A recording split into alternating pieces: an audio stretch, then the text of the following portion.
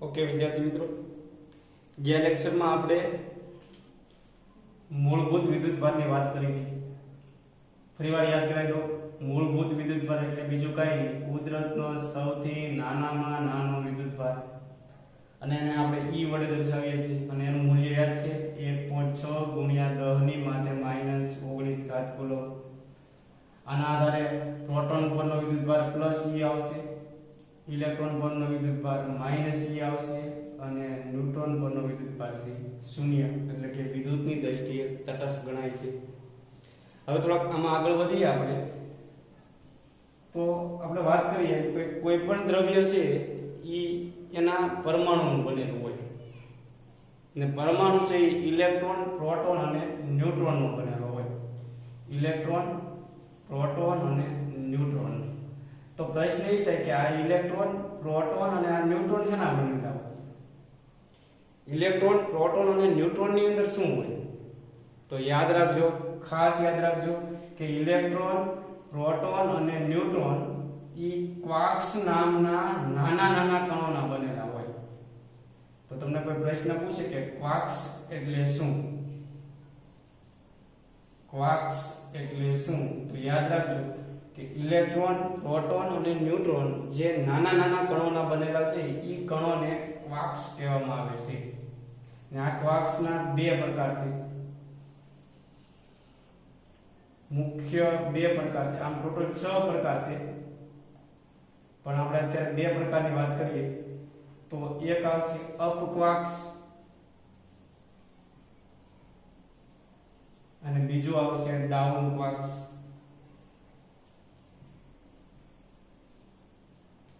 Up quarks ને generally U વડે દર્શાવીએ છીએ આપણે, અથવા તો એના ઉપરના એરા દ્વારા દર્શાવવામાં આવે. ડાઉન ક્વાર્ક્સ એને D વડે દર્શાવીએ છીએ, અથવા એને નીચેના એરા દ્વારા બતાવવામાં આવે. આ અપ ક્વાર્ક્સ બતાવે અને નીચેનો એરો ડાઉન ક્વાર્ક્સ બતાવે. અપ ક્વાર્ક્સ છે ને એ ધન વિદ્યુતભાર છે અને એના ઉપર 2/3 E જેટલો વિદ્યુતભાર હોય. યાદ રાખજો, E એટલે આપણો મૂળભૂત વિદ્યુતભાર, અને ડાઉન ક્વાર્ક્સ છે એ ઋણ વિદ્યુતભાર છે અને એના ઉપર -1/3 E જેટલો વિદ્યુતભાર હોય. E એટલે મૂળભૂત વિદ્યુતભાર, અને E ની કિંમત ઓલરેડી તમને ખબર છે 1.6 ગુણ્યા 10 ની માથે -19 કુલમ. તો પ્રશ્ન એ પૂછે ક્વાર્ક્સ એટલે શું? તો કે ઇલેક્ટ્રોન, પ્રોટોન અને ન્યુટ્રોન જે નાના નાના કણોના બનેલા છે એ કણોને ક્વાર્ક્સ કહેવામાં આવે છે. ક્વાર્ક્સના બે પ્રકાર, અપ ક્વાર્ક્સ અને ડાઉન ક્વાર્ક્સ. અપ ક્વાર્ક્સ ને U વડે દર્શાવાય અથવા ઉપરના એરા દ્વારા બતાવાય. ડાઉન ક્વાર્ક્સ ને D વડે બતાવાય અથવા તો એને નીચેના એરા દ્વારા બતાવવામાં આવે છે. અપ ક્વાર્ક્સ પરનો વિદ્યુતભાર કેટલો હોય? તો કે 2/3 E જેટલો, અને ડાઉન પરનો વિદ્યુતભાર કેટલો હોય? તો કે -1/3 E જેટલો.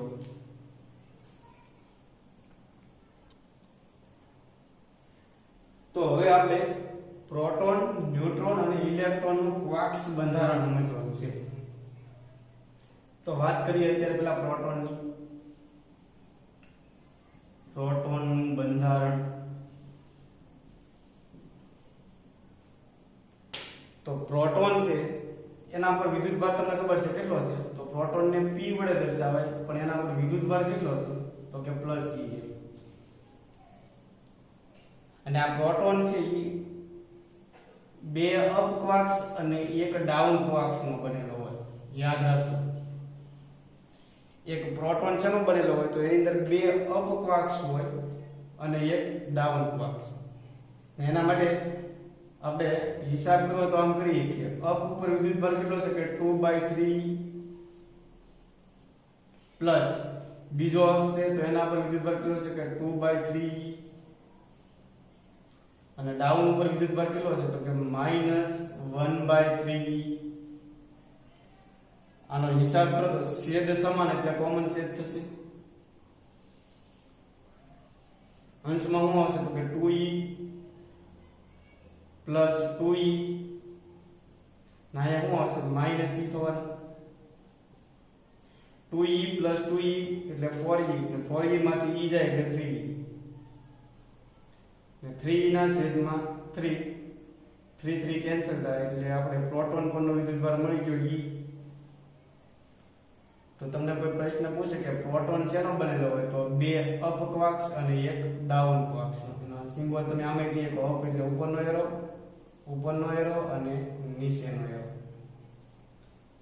તો એક પ્રોટોન લઈ લો તો પ્રોટોન શેનો બનેલો હોય, તો કે બે અપ ક્વાર્ક્સ અને એક ડાઉન ક્વાર્ક્સ નો.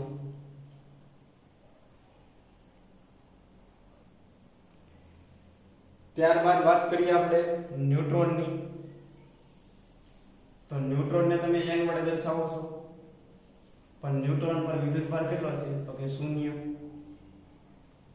તો 0 શું કામ છે, તો યાદ રાખજો ન્યુટ્રોન છે એક અપ અને બે ડાઉન નો બનેલો.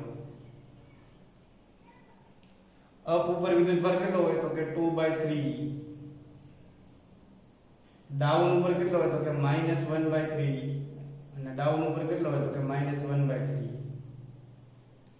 આનો હિસાબ કરો તો છેદ સમાન એટલે કોમન છેદ આવશે.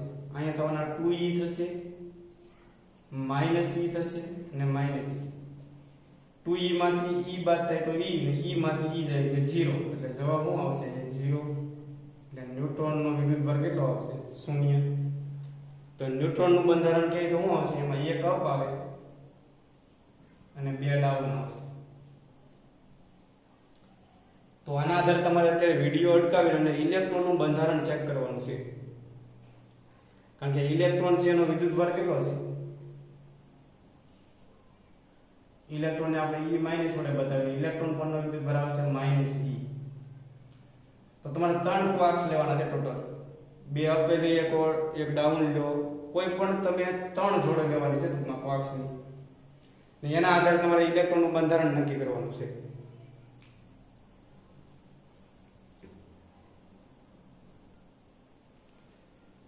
તો ઇલેક્ટ્રોન ની વાત કરીએ તો ઇલેક્ટ્રોન 3 ડાઉન ક્વાર્ક્સ નો બનેલો હોય છે. ઇલેક્ટ્રોન ની અંદર 3 ડાઉન ક્વાર્ક્સ હોય. હિસાબ કરી જોવો તો અહીંયા આવશે -1/3, -1/3 અને -1/3. છેદ સમાન એટલે કોમન છેદ આવશે. એટલે શું થશે કયો, અહીંયા થવાના 3. ઉપર આવશે -e અને -e. એટલે અહીંયા થવાના -3 ના છેદમાં 3 કેન્સલ થાય એટલે -e આવશે.